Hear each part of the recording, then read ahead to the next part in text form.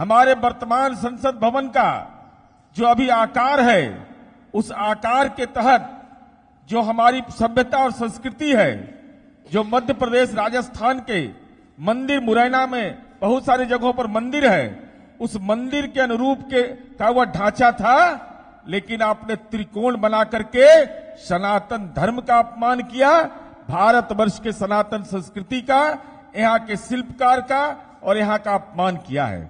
कि central hall जहां joint parliamentary session होता है, वह सेंट्रल हॉल उसमें क्यों नहीं बना, यह जवाब दीजिए।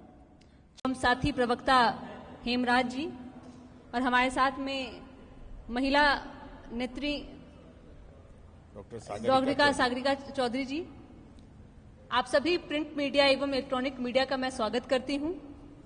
आज जिस विषय के साथ हम सभी बैठे हैं, यह बहुत ही महत्वपूर्ण विषय है, जिसमें हम सभी जान रहे हैं कि कल के दिनों में नए संसद भवन का उद्घाटन होना है।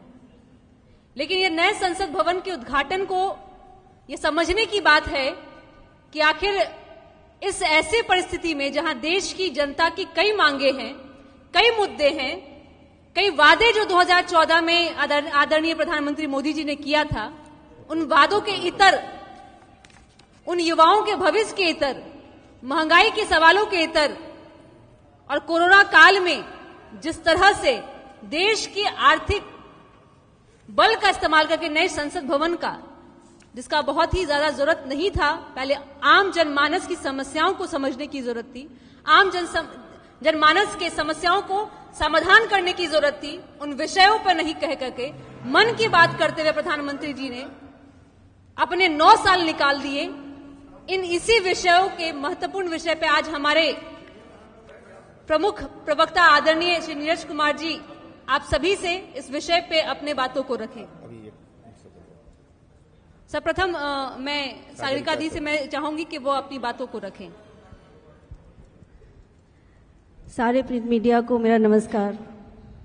मेरा एक सवाल है पूरे देश से कि प्रजातंत्र के मंदिर संसद में ही जब इतना भेदभाव हो रहा है, तो माननीय प्रधानमंत्री पूरे देश को क्या संदेश देना चाहते हैं। सर्वोच्च नागरिक राष्ट्रपति होते हैं और नागरिकों के पैसा से संसद का निर्माण हुआ। ये कोई प्रधानमंत्री जी का घर नहीं बन रहा था जो गृह प्रवेश करने चले गए।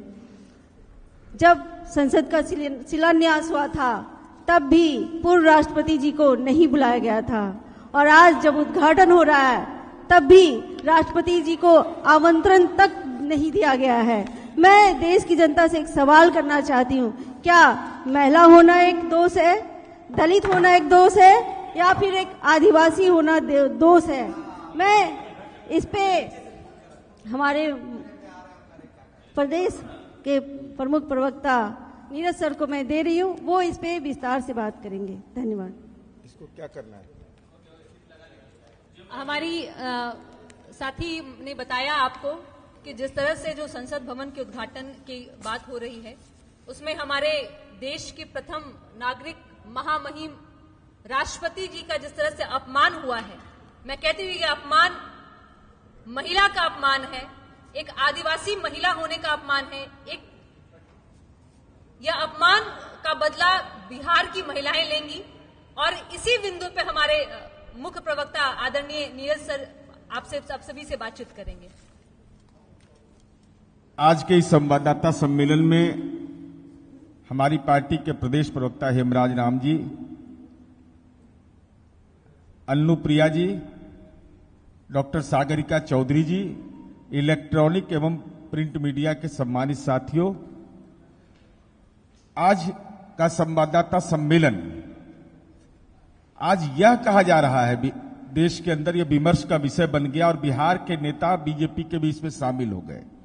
उन्होंने कहा कि आपने महामहिम राज्यपाल को बुलाया था, इतनी भी जानकारी आपको नहीं है कि महामहिम राष्ट्रपति का चुनाव होता है, वो नॉमिनेट नहीं होते हैं, वो निर्वाचित होते हैं।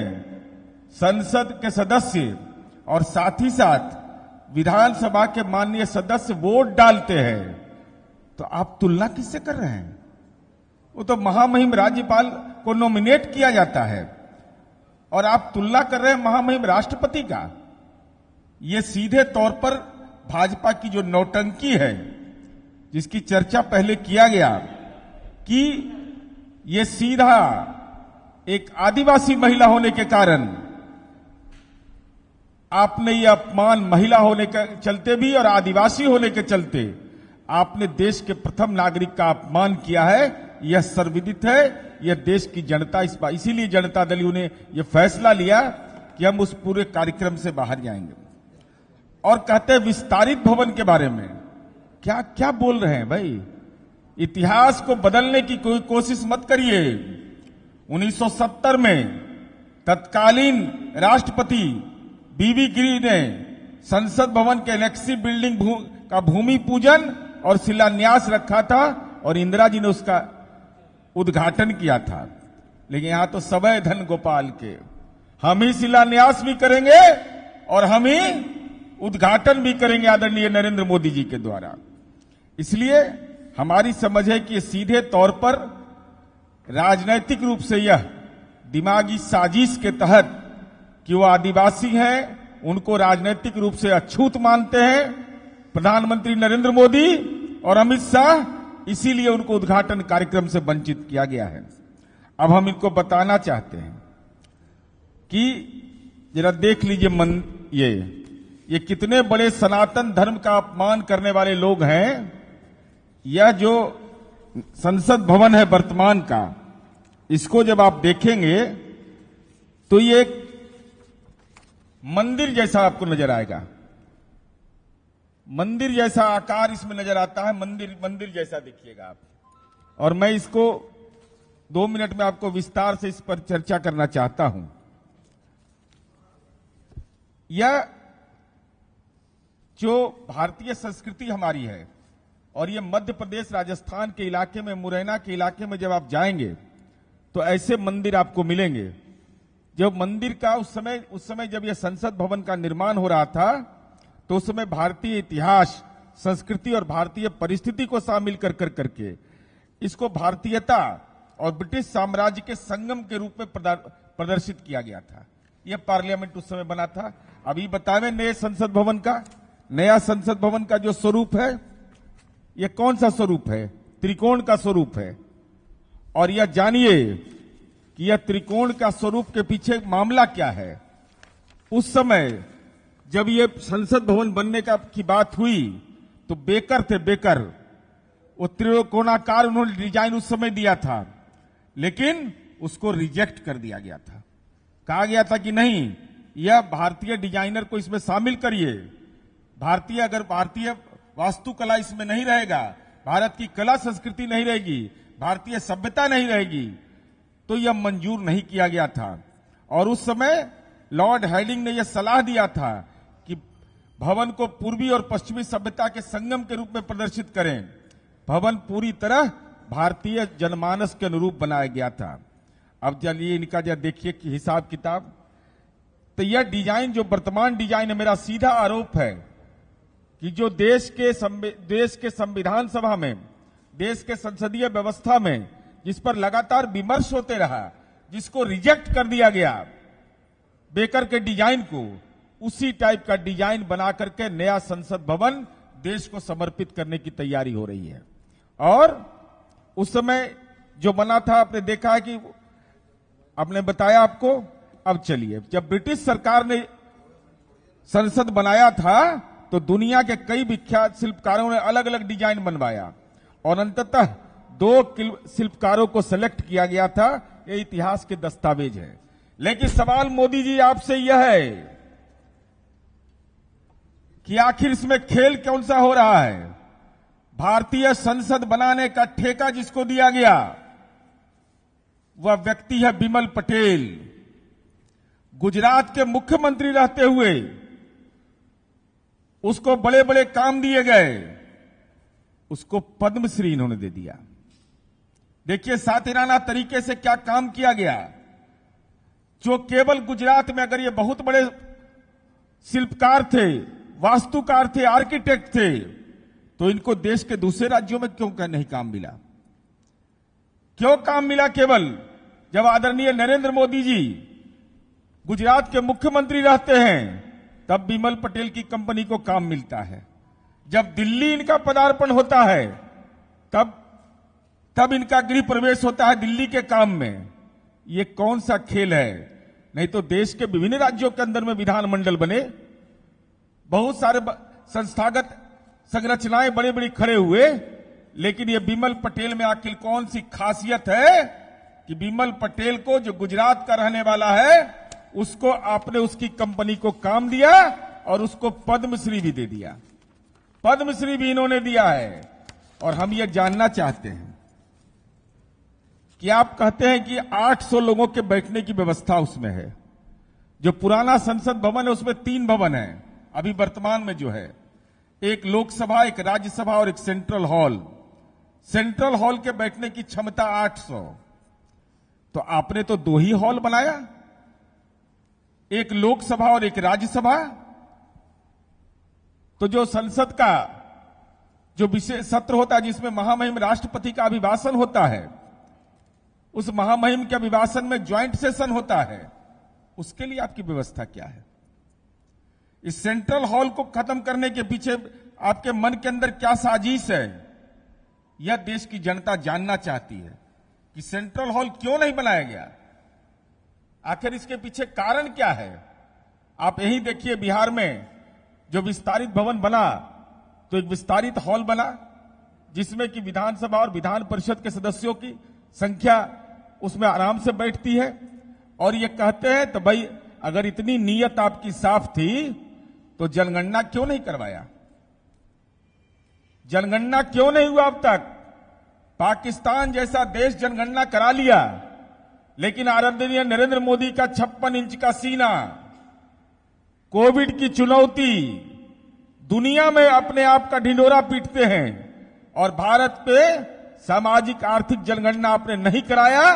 इसके पीछे सीधा है कि आप परिसीमन का काम नहीं करना चाहते हैं और एससी एसटी को जो मिलने वाली सुविधा है उससे उसको वंचित करने का दिमाग में एक राजनीतिक साजिश है कि एससी एसटी को जो आरक्षण मिलता है लोकसभा और विधानसभा में, उस आरक्षण पर कोई नया उसका विस्तारीकरण नहीं हो उनकी संख्या के अनुरूप। यह आपकी साजिश है। सवाल नंबर 1, जिस बेकर के डिजाइन को ब्रिटिश हुकूमत के समय रिजेक्ट कर दिया गया था, उसी त्रिकोण के आधार पर आपने क्यों सहमति प्रदान किया? हमारे वर्तमान संसद भवन का जो अभी आकार है, उस आकार के तहत जो हमारी सभ्यता और संस्कृति है, जो मध्य प्रदेश राजस्थान के मंदिर, मुरैना में बहुत सारी जगहों पर मंदिर है, उस मंदिर के अनुरूप का वह ढांचा था, लेकिन आपने त्रिकोण बना करके सनातन धर्म का अपमान किया, भारतवर्ष के सनातन संस्कृति का, यहां के शिल्पकार का और यहां का अपमान किया है। तीसरा सवाल मेरा भारतीय जनता पार्टी से है कि सेंट्रल हॉल जहां ज्वाइंट पार्लियामेंट्री सेशन होता है, वह सेंट्रल हॉल उसमें क्यों नहीं बना, यह जवाब दीजिए। चौथा सवाल मेरा है कि बिमल पटेल में ऐसी कौन सी विशेषता है कि गुजरात में मुख्यमंत्री रहते हुए उसको ठेका आवंटित किया जाता है, दिल्ली जब आप प्रधानमंत्री बनते हैं तब उसको ठेका आवंटित किया जाता है, और जो सनातन धर्म का अपमान करता है, जिस कंपनी को वाराणसी कॉरिडोर का काम दिया गया, जिसने भारत मां का मंदिर तोड़ दिया, जिसने 300 शिवलिंग तोड़ दिया, जो आज लगभग 150 शिवलिंग आज भी लंका थाना में रखा हुआ है, वहां जहां पर बेलपत्र भी नहीं चढ़ रहा है, जहां जलाभिषेक भी नहीं हो रहा है, तो ऐसे में और उसको पद्मश्री आपने दे दिया। तो अगर ये बहुत बड़े शिल्पकार और बहुत अच्छे कंस्ट्रक्शन करने वाले हैं, तो देश के दूसरे राज्यों में इनको निविदा क्यों नहीं मिलता है? आखिर कौन सी विशेषता है? और 5वां, मेरा सीधा आरोप है कि जनता दल यह समझता है कि चूंकि आदिवासी समुदाय की महिला राष्ट्रपति है, चुनाव से निर्वाचित है, आप उनकी तुलना अगर राज्यपाल के पद से कर रहे हैं, उस प्रक्रिया से कर रहे हैं, तो सीधा संविधान का अपमान है। और 6ठा सवाल मेरा है कि विस्तारीकरण और नए निर्माण का अंतर अगर समझ में नहीं आता है तो मोदी जी से पैरवी करा करके नरेंद्र मोदी से सब गुरुकुल में नाम लिखवाइए। गुरुकुल में पढ़ने के लिए आप लोग जाइए।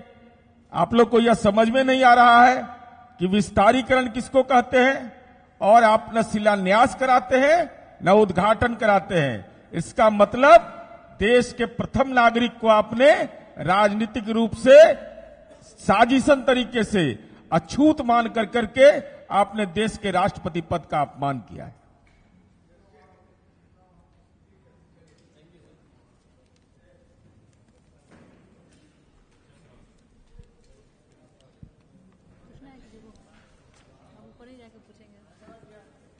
एक और बुलाइए गए, सुने हैं कि ये लोग विधानमंडल जाने वाले हैं, विधानसभा।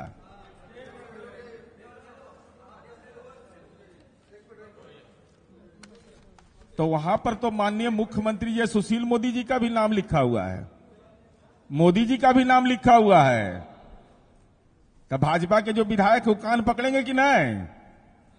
वहां तो कान पकड़ना पड़ेगा आपको कि विस्तारीकरण के उद्घाटन कार्यक्रम में वो थे, और साथ ही साथ हमें ऐसा लगता है कि संसद भवन के उद्घाटन के कार्यक्रम में भारतीय जनता पार्टी के जो नेता हैं बिहार के, भाई वहां तो इन लोग को बुलाया भी नहीं गया। इसका मतलब इन लोग की उपयोगिता नहीं समझी गई, पात्रता नहीं समझी गई।